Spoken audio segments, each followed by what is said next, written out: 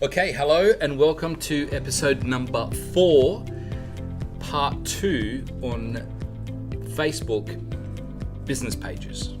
Okay, again, I'm back with Kim, the one and only Kim Barrett, our number one social media expert. And we're going to discuss today in part 2 is connecting your Instagram page to Facebook and your first posts, whether images or videos or whatever it is, how you should really consider on populating your page when you first set it up, and building your audience as well, whether running campaigns or inviting, obviously, and I highly recommend that everybody invites all the friends that you have, and you might have a little different take on that, Kim. Okay, so Kim, let's get stuck into it. Let's talk about connecting your Instagram, and again, we can't advise people enough. You need to be on Instagram, right? I know Facebook is a lot more interactive, it's a lot easier, it's a lot more, for the older crowd, but Instagram is really taken off big time, and you need to engage in that space. And I'm 100% believer, if you're not in that space, you're already in the losing track. True or not? Yep, definitely have to be on Instagram. Let's get into it. How do we connect our Instagram accounts into Facebook pages? Well, my opinion is that you wouldn't do that.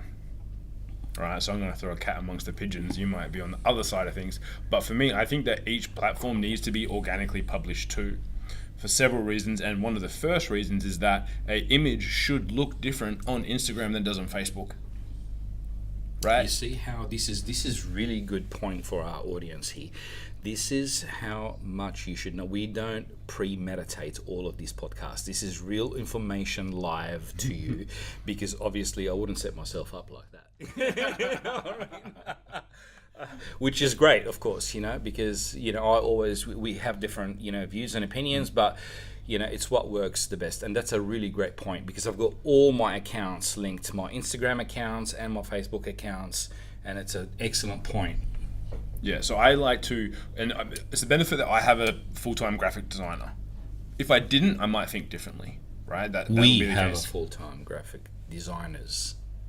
Yes, exactly. Yeah, exactly. We have several designers that do stuff for us. If we didn't, though, like if I was just a small business starting out by myself, I may connect them together. But for me, I go, well, when our designers do work for us, I want an image 1080 by 1080 for Insta, then I want a 1200 by 628 image size for Facebook, or I want a longer one for Facebook, because each one, I think you need to be organic to the platform.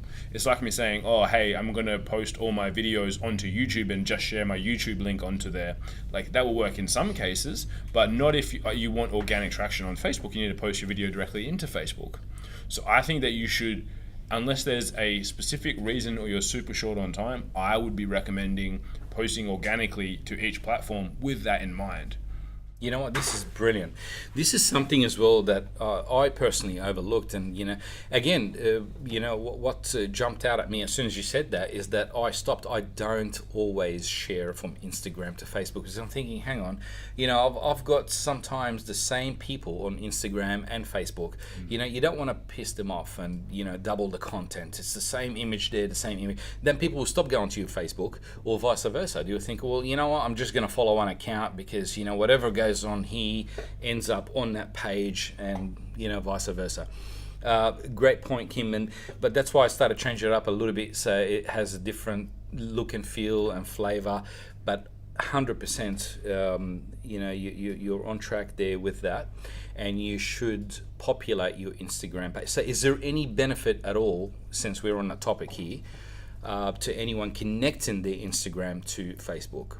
I personally don't believe so, unless, like I said, you're super short on time or you don't have the resources. Like, you should be able to make the time, I believe, but if you really can't, you're a super busy person, then connecting that does allow you to alleviate and do both things. What about setting up, when you're actually setting up your Instagram business page, again, not a personal one, right? Doesn't it automatically as well, like, export all your address and everything there, so there is some consistency? And that's mostly for the ad platform. That's why they connect it to Facebook. Obviously, Facebook owns Instagram, so that's why they have the original connection, especially when you go to a business page, because your Instagram business page needs to be connected to a Facebook business page so you can run ads to it. So that's the reason why that happens. Okay, so let's rephrase that. Let's recap that again for whoever is watching our podcast. All right, so it's not ideal that you share directly the same posts, obviously, because the different size images, requirements, different look and feel altogether, and that looks hideous sometimes, because some images don't work always as good as they should, with differently resizing them. But you still should recommend that we connect the Instagram page account to the Facebook because of the campaigns. Yeah, because of the paid side. And all, the paid ads, etc. Right. Yeah. Other than that, avoid, just automatic sharing from Instagram to Facebook. Yeah. And it doesn't go the other way around. No. It's only one way. All right, brilliant. Anything else that we can touch on? No. All right. Okay, so now let's talk about you populating your first posts. Right, well, you're excited, you're in business, you set up your page, your username, everything is good, your details are on there, and now you got to post something, right? Obviously you post aside from the banner, because we already discussed that to death. Yeah. And if you haven't got it by now, you're not going to get it. So let's talk about now what, in your opinion, Kim, should be your first few posts that people see when they land on your business page. Well, there's two things. One thing to remember is that as soon as you set your page up, even if you haven't posted yet, you can then backdate things. So the worst, I think, is sometimes when you go on and you want to put 3, 4, 5 posts on, which I normally recommend. Maybe there's something about you, who you work with, what your products and services are. If you've had your page set up for 2 weeks, then you can backdate those. Even if it's unpublished, you can go back and backdate them to maybe a week ago, 4 days ago, today.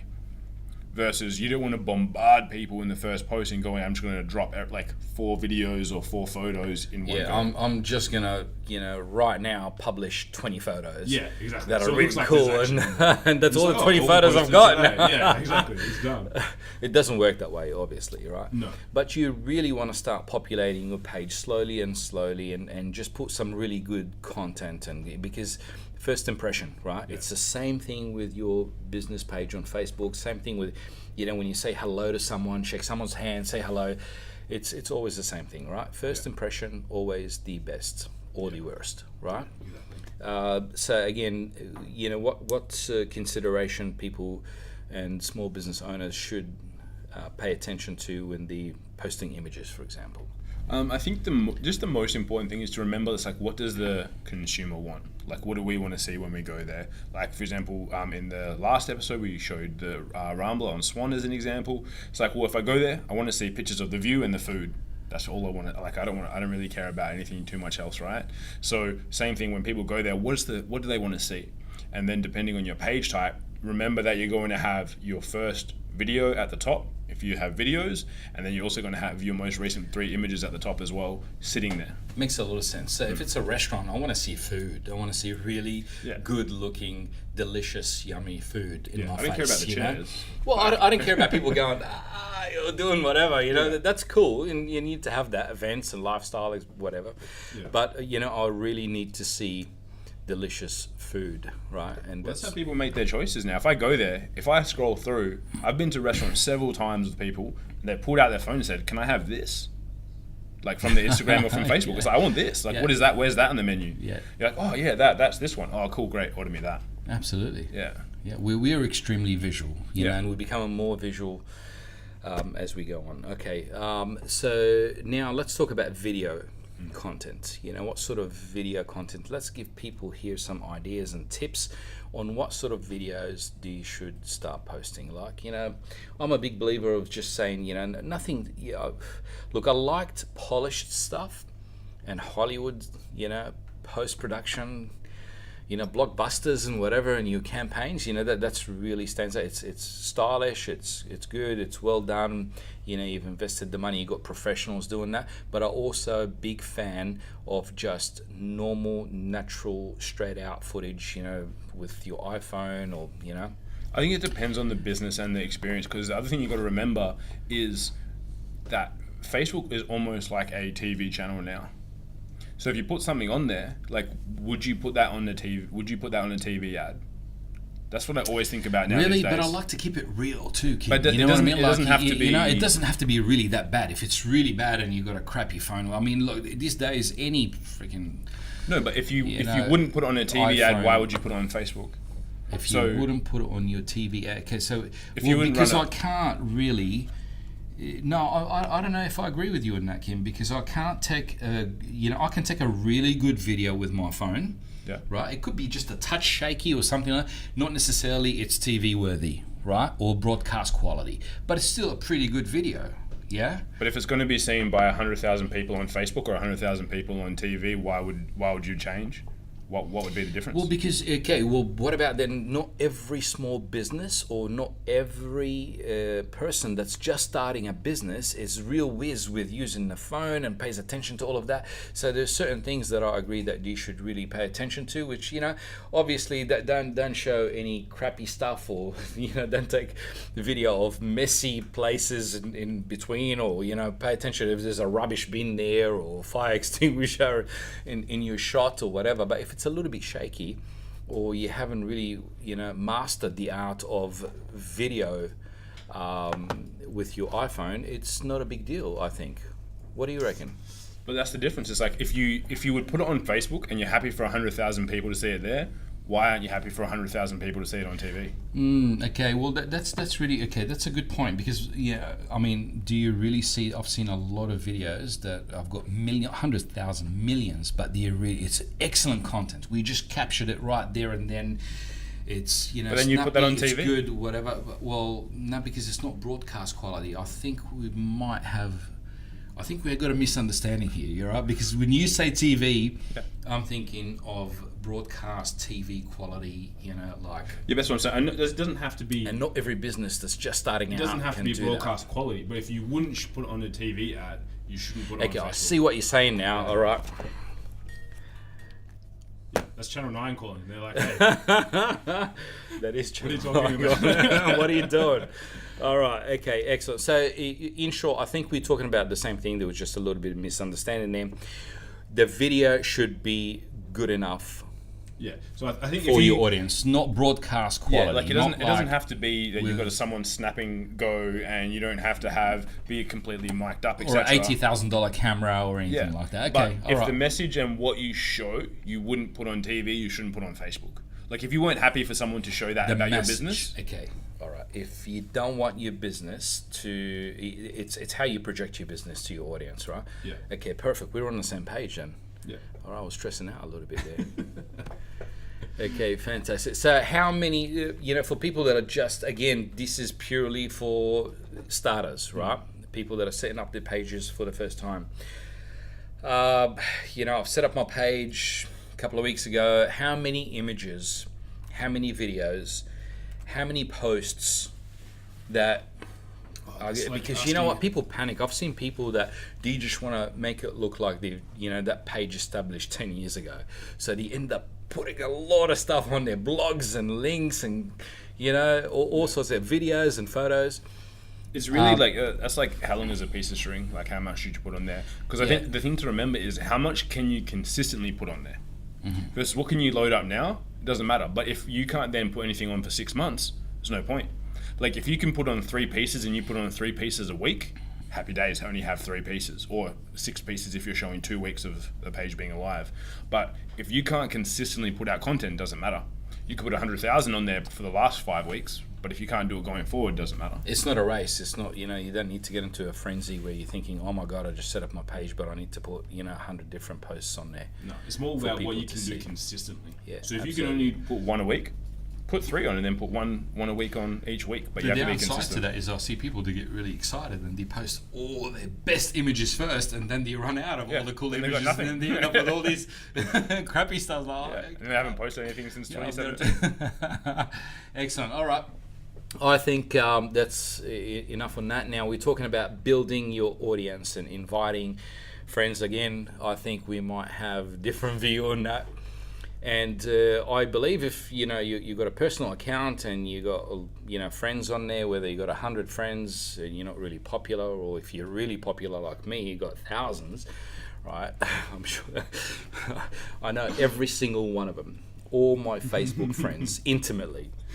Yeah, he's taking all of them to Ramlo and Swan next week for lunch, guys. It's all on me. Okay, there you go. Oh, okay, even taking a second mortgage out is not going to cut that one. But anyhow, I'm a big believer of inviting everybody, because you know what? I don't care if it's my business might be relevant to these 10 friends that I've got. Let's just say if it's I'm a wedding planner, and okay, it's not suitable for these people, but they might know someone who's getting married, who needs a wedding planner, right? I'm not a wedding planner, by the way, but anyhow. And then all this sticks in their head. You invited them to like your page, you got a really cool, catchy name, do you remember your business or whatever? They're sitting at the pub or, having dinner at Rambler. And, someone's getting married. Oh, I need a wedding planner. Bang. Call Ray Mancini, I don't think anyone's calling Ray Mancini for a wedding planner. The wedding planner. So that's my take. I believe you have a different view on that. Yeah. Well, I personally wouldn't invite so there's two things here. I wouldn't invite everyone to like my page, but yes, I would post about my page and tell people about it. So I would post on my personal profile, I would share a link to my page and tell people that I've just launched it, but I wouldn't invite everyone there, because I want to build the audience on there that I can always market to, that I can build, that I can get Facebook to find me more people who are similar to them, as opposed to having my mum like every single ad that I do and like every single Facebook post I do, because it's like, love her, but she's never going to be paying me several $1,000s. But she's supporting you. She's liking and following and commenting and loving everything that you do. That's brilliant. You gotta love your mum. It is good, but you don't want to invite your 10 weird uncles and all that sort of stuff to like your page to start off with, because what we want to do is tie in paid advertising, because organic reach is so low. So it's like, cool, you invite 100 people. If it's 3 to 5% organic reach, 3 to 5 people see your posts. I'd rather those 3 to 5 people be people most likely to do business with me. Yes, everyone else can know about it, but I wouldn't invite them there, because then when I say, hey, Facebook, find me more people who like my page now that are similar to them, I don't want to have everyone else's or weird uncles. I don't want now it's like, oh, now you've got Ray's uncles, now you've got Corey's uncles, now you've got Sarah's uncles. No, I want business people who are going to be most likely to purchase from. Okay, so hang on, let's I'm confused a little bit here, right?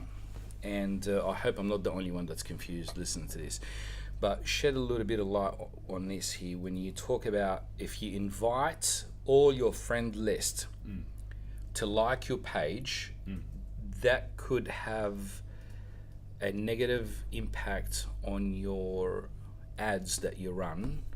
Well, building the right audiences down the track. Building the right audience. From what aspect? Why?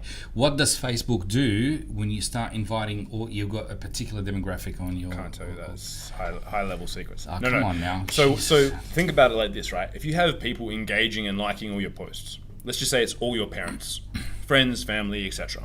Right? Well, let's use the wedding. That people have got a few more other people aside from their relos. I mean, most people don't even have their relos on Facebook. That's like the last thing you want to do. Maybe not. Like, I have all my family. I blocked all my relos.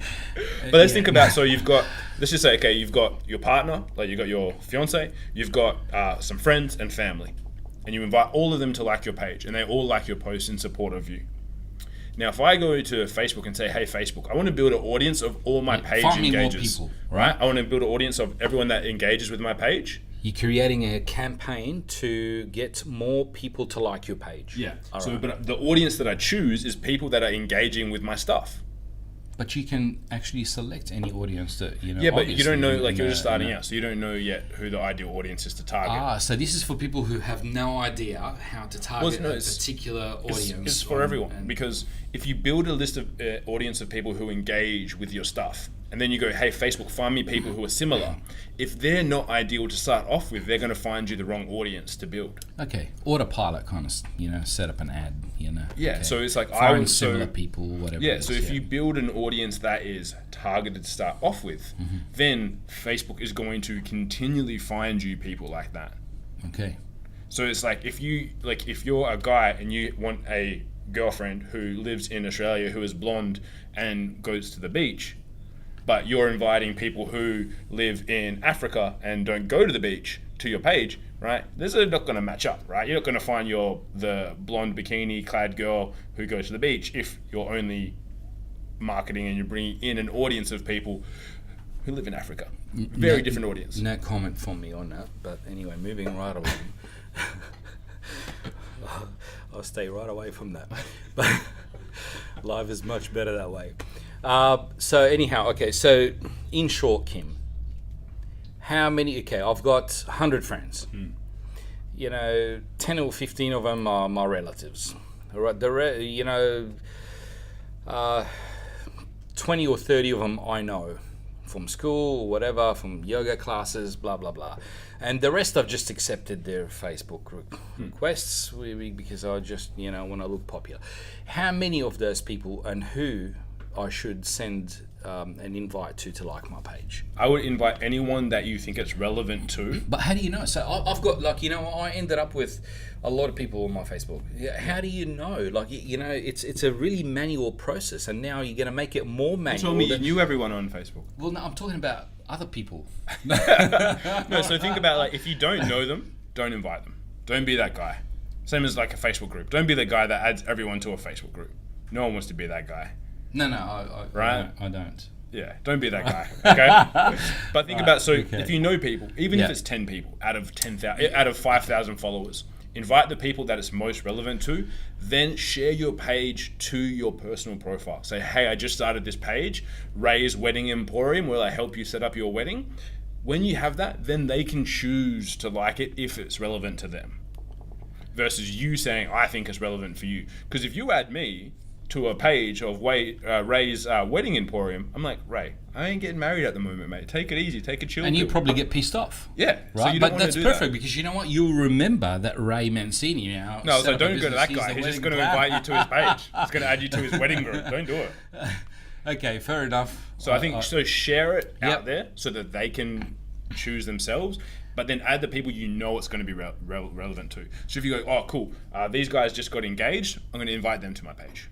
Perfect. Because it makes sense for them. Yep, excellent. I agree with you. It's always a pleasure having a chat to you, Kim. And we've covered today connecting Instagram and Facebook account, the cons and pros. We've covered all, populating your page for the first time, from images to videos, etc., and building your audience.